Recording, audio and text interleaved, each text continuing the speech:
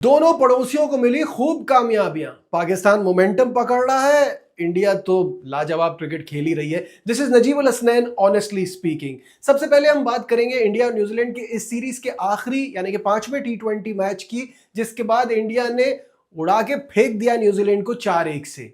क्या टीम है ये, क्या कहूं मैं इनके बारे में। कोई एहसास, जज्बात, कोई फीलिंग है? ये 11 खिलाड़ी है कि रोबोट्स हैं? ग्राउंड में आते हैं, कोई दबाव नहीं होता। मैं वही कह रहा हूं ना, लगता है जैसे कोई फीलिंग ही नहीं है। पिछले मैच में हारे हुए हैं, अब मोमेंटम शिफ्ट होने का कोई डर, कोई खतरा नहीं, कुछ भी नहीं। सब आते हैं एक के बाद एक और सामने वाले के छक्के छुड़ा देते हैं। किस किस से बचोगे? मुझे यहां ऑनेस्टली बताइए, क्योंकि मुझसे बहुत सारे लोग कमेंट्स में बोलते हैं कि यार आप इंडिया की बहुत तारीफ करते हैं। ना करें तो क्या करें, कैसे ना करें तारीफ? Out of this world cricket हो रही है। ये वाहिद टीम बन गई है दुनिया की जो एक T20 वर्ल्ड कप से दूसरे T20 वर्ल्ड कप के बीच में एक सीरीज भी नहीं हारी है। एक T20 बायलैटरल सीरीज नहीं हारी है। How is that possible? और कमाल यह है कि उस T20 वर्ल्ड कप के बाद से अब तक कोर बदल गया। मेन खिलाड़ी रिटायर हो गए, जिनके ऊपर तकिया करते थे, जिनके ऊपर डिपेंड होते थे, वो रिटायर हो गए। नए लड़के आ रहे, एक से एक आ रहे, एक जाता है दूसरा आता है। परफॉर्मेंस नहीं होती तो पीछे दूसरा लड़का खड़ा होता है, कहता है भाई it's my turn now. Abhishek Sharma आता है, धो धो के आपको ऐसी तैसी कर देता है। ईशान किशन कमबैक करता है, बताता है भाई I am the guy now, now it's my time. Surya ने जब से च्युइंगम का ब्रांड बदला है, बल्कि इन ऑल सीरियसनेस जब से चौथे नंबर पर आना शुरू किया है, वो भी अपनी फॉर्म में आ गया है। वो जो बात कहता था उस वक्त हम हंसते थे कि I am not out of form, I am out of runs. वो आउट ऑफ रन्स जो है वो चीज भी खत्म हो गई इस सीरीज में।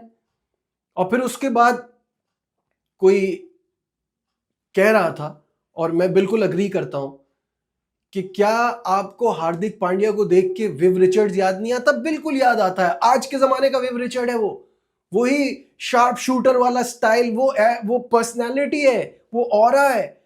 जब ग्राउंड में आता है, जो खड़ा खड़े पैर भी नहीं हिल रहे होते यार, जो छक्के मार रहा होता है, ऐसा लगता है ये ना आते हैं और आपस में बांट लेते हैं। तुम 14 बॉलों पे 50 ले लो, तुम 15 बॉलों पे 50 ले लो। जिस मैच में हारते हैं उसमें भी दुबे जैसा प्लेयर, जिससे कोई सोच भी नहीं रहा था कि वो ऐसा खेलेगा, क्या 50 की थी उसने पिछले गेम में।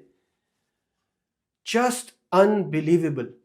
आंख बंद करके फेवरेट इस T20 वर्ल्ड कप के लिए इंडिया है, आंख बंद करके। I said it in this video, I said it, there is no chance. कोई नहीं है। टीमें मोमेंटम पकड़ रही हैं, जिनमें पाकिस्तान टीम भी शामिल है। बहुत अच्छी लग रही है, स्पिन बॉलिंग बहुत कमाल कर रही है, कुछ कुछ बैटिंग भी अच्छी चल रही है, मजा आ रहा है देख के। बढ़िया। न्यूजीलैंड, ऑस्ट्रेलिया एशिया में आके तो लग रहा है जैसे कि इनको आटे दाल का भाव पता चल रहा है। ये स्पिन के खिलाफ इतना परेशान हो रहे हैं, जबकि आई वुड से न्यूजीलैंड बहुत बेहतरीन क्रिकेट खेल रहा है, लेकिन सामने वाली टीम जो है वो बहुत आगे है। न्यूजीलैंड ने आज भी हारने के बावजूद भी 225 T20 पे कोई मामूली बात होती है यार? कोई मामूली बात है? वो करने के बाद एक टीम हार रही है, वो करने के बाद एक टीम बेबस और मजबूर नजर आ रही है। ऐसे कैसे हुआ? ये टीम कैसे इतनी खतरनाक बनी? सिस्टम की जीत है, ये सिस्टम की जीत है, तरीकेकार की जीत है। I feel sorry for Sanju Samson, but that's the way it works. आज ईशान किशन ने कीपिंग करके ये बता दिया कि क्या माइंड है गौतम गंभीर का, कि उन्होंने इन्हीं से कीपिंग करानी है। एंड अब आप देखिए कितना जबरदस्त लगेगा। अभिषेक शर्मा एंड साथ में ईशान किशन, तिलक इज ऑलरेडी, वो तो आना ही आना है उसने वर्ल्ड कप के लिए। तो टीम का बैलेंस क्या अच्छा बन जाता है। फिर सूर्या कुमार यादव को फॉर्म मिल गई है, and above everybody else Hardik Pandya, I am such a big fan. मैं उसको खेलते हुए देखता हूं, मुझे बहुत मजा आता है। तो ये सब चीजें इस टीम की सेट हो गई है। ये लोग अपने रन के लिए नहीं खेलते, पर्सनल माइलस्टोन के लिए नहीं खेलते। जो 97 पे शॉट खेला था ईशान किशन, कोई सोच सकता है कि अपनी सेंचुरी स्टेक पे लगी हुई है, लेकिन उसने कहा नहीं, I will keep going, no run is enough. एक पॉइंट आता है ना जब आप कहते हैं हाँ 240 250 हो गए, कौन चेस करेगा यार, किए ना 225 न्यूजीलैंड ने, तो इस वजह से इंडिया रुकता नहीं है, चलता जाता है, चलता जाता है। That's why they are where they are. That's why they are the number one team of T20 cricket. Because वो इस अप्रोच के साथ, इस माइंडसेट के साथ खेलते हैं। आप सिर्फ, मैं ना अभी स्कोर कार्ड निकालता हूं और उसमें ना मैं न्यूजीलैंड के बॉलर्स के आपको, जो कि दुनिया की बेहतरीन बॉलिंग है, ऐसा नहीं है कि कोई बहुत ही कोई फारिग किस्म की टीम हो, दुनिया की बेहतरीन बॉलिंग है। और आप चेक करो कि किस तरह से उन बेचारों के साथ, बॉलर्स के साथ हो रहा है, क्योंकि जो आ रहा है धो रहा है, जो आ रहा है धो रहा है। और आपको लगता है कि यार क्या करेंगे जीतने के लिए, कैसे कैसे बेहतरी आएगी, बहुत मुश्किल है इस टीम के खिलाफ। अब मैं आपको उनके बॉलिंग फिगर्स बताता हूं। डफी ने 13 की इकोनॉमी से 53 रन दिए, एक खिलाड़ी को आउट किया है। काइल जेमिसन ने 14.7 की इकोनॉमी से 59 रन दिए, एक खिलाड़ी को आउट किया है। लॉकी फर्गसन ने 10.2 की इकोनॉमी से 41 रन दिए, दो खिलाड़ी को आउट किया है। इश सोदी ने 16 की इकोनॉमी से 48 रन दिए हैं।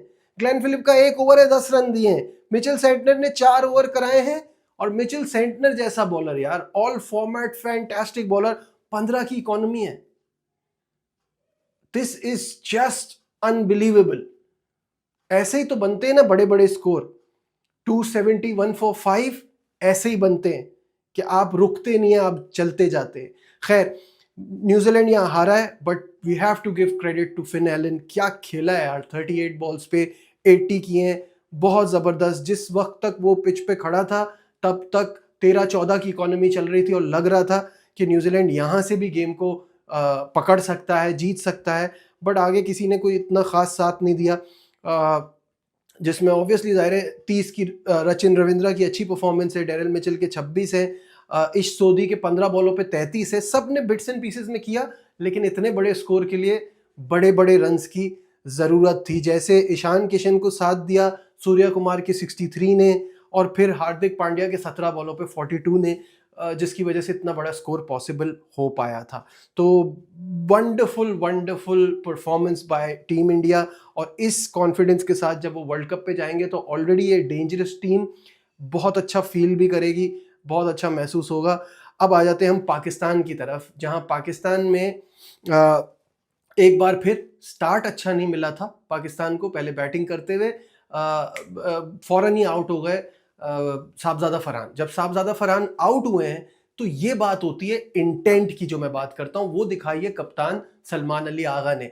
मैं सीरियसली बोल रहा हूं, अभी भी बोल रहा हूं, ये बंदा T20 का प्लेयर नहीं है, लेकिन क्या होता है, हार्डवर्क होता है, हार्डवर्क होता है, अडेप्ट करना होता है।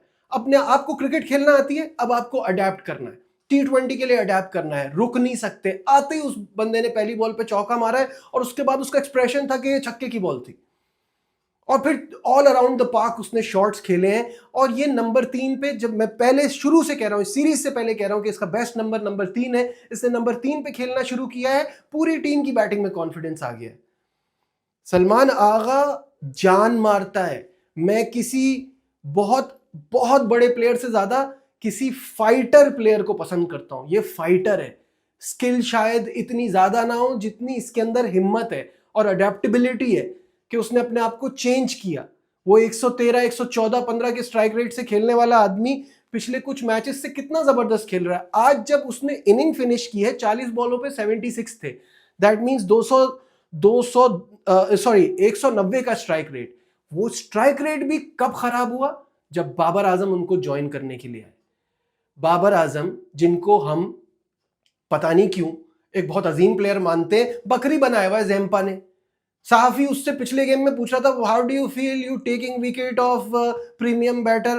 उसको समझ नहीं आया क्या कह रहा है। मैं I have done it time and again. Zampa से फंसना तो उसके लिए बड़ी मामूली बात है, लेग स्पिन पे वो हमेशा फंसता है।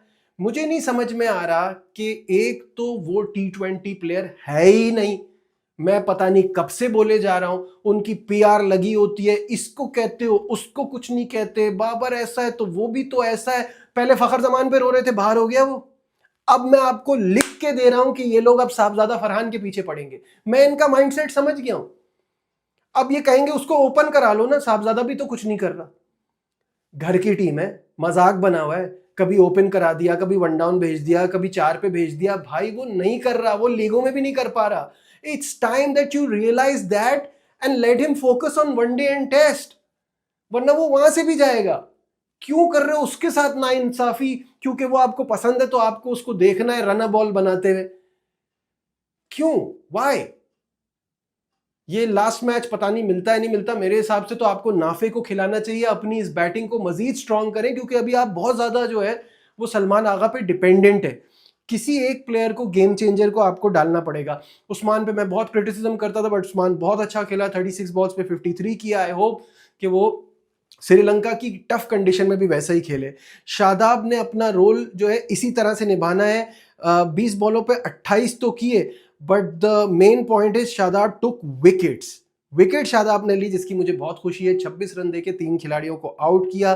खैर पाकिस्तान की स्पिन बॉलिंग के आगे तो लूले लगड़े लग रहे थे ऑस्ट्रेलिया के प्लेयर्स, और गधे हैं वो लोग अगर वो कहते हैं कि ये बी टीम है। भाई ऑस्ट्रेलिया को जब मैं कहता हूं ऑस्ट्रेलिया ऑस्ट्रेलिया नहीं, एक माइंडसेट का नाम है, तो 2-3 प्लेयर से कोई फर्क नहीं पड़ रहा उनको। इससे कमजोर टीमों से उन्होंने पाकिस्तान को हराया हुआ है। तो मैं मानता हूं कि अभी भी 2-3 प्लेयर कम है, लेकिन दे हैव द कैपेबिलिटी कि वो किसी भी टीम को कहीं भी पकड़ लेते हैं। तो ये कहना कि उनकी उनकी पूरी टीम नहीं है, ये गलत बात है। Credit where it's due. Pakistan ने बहुत अच्छी क्रिकेट खेली है। उस्मान तारिक के आने से आपकी स्पिन बॉलिंग पे बड़ा फर्क पड़ता है। और कैमरॉन ग्रीन को जाके बोलो एम्पायर बन जाए या मैच रेफरी बन जाए, अगर किसी का एक्शन तुम्हें पसंद नहीं आ रहा है वो काम कर लो। भाई यूनिक एक्शन में थोड़ा सा प्रॉब्लम दिखता ही है, वो यूनिक है, बट अभी आप ये नहीं कह सकते कि उसका एक्शन ठीक है या नहीं ठीक है। ये काम है मैच रेफरी का। सही है। दूसरी बात ये कि वो बहुत अच्छी बॉलिंग करा रहा है यार Abrar. I am enjoying it, thoroughly enjoying it. Abrar की बॉलिंग से मुझे बहुत मजा आ रहा है, क्योंकि कुछ टाइम बीच में ऐसा आ गया था कि अबरार ऐसा लग रहा था कि जैसे ऑफ कलर है, जो हम उससे एक्सपेक्ट कर रहे हैं वैसी बॉलिंग नहीं आ रही। तो अबरार बहुत अच्छी बॉलिंग करा रहा है। नवाज का रोल बड़ा उसको पता है उसने क्या करना है। शादाब विकेट ले रहा है तो बहुत ज़बरदस्त बात है। फिर साइम अयूब को शुरू के ओवर्स में बॉल कराने का आर्ट भी आ गया, और उस पर हम डिपेंड भी कर रहे हैं कि वो विकेट लेके देगा, तो और वो लेके दे रहा है। तो मेरे हिसाब से ये टीम बड़ी सेट है। कहीं कहीं अभी भी मुझे कुछ खामियां नजर आती हैं, जैसे कि नसीम शाह की सिलेक्शन पे भी सवाल था। नसीम शाह की अभी भी परफॉर्मेंस पे सवाल है। एक ओवर खिलाने के लिए अगर आपने फास्ट बॉलर डालना है तो यार फिर ये तो नाइंसाफी है। सही है। और दूसरा बाबर आजम का मुझे नहीं समझ में आ रहा कि इस टीम में उनको फिट करने के लिए और हमें मजीद क्या बर्दाश्त करना पड़ेगा। Other than that I think Pakistan team looks very good before the world cup.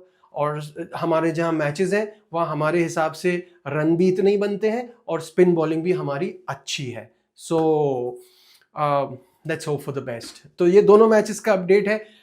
चलते चलते ये भी बता दूं आपको, कल बहुत ही ज़बरदस्त मैच है अंडर 19 वर्ल्ड कप का पाकिस्तान और इंडिया के दरमियान, जिसमें नेट रन रेट का मामला पाकिस्तान को फंसाएगा। लेट्स वहाँ के लिए भी दुआ करते हैं कि अच्छा गेम हो, मज़े का मुकाबला देखने को मिले। और साथ साथ कल आखिरी T20 मैच भी है पाकिस्तान और ऑस्ट्रेलिया की सीरीज़ का, तो उस पर भी बात करेंगे कल जो वीडियो बनाएंगे। अभी तक अगर आपने चैनल सब्सक्राइब नहीं किया है तो प्लीज़ डू दैट। देखते रहिए Najibul Hasnain honestly speaking. Bye.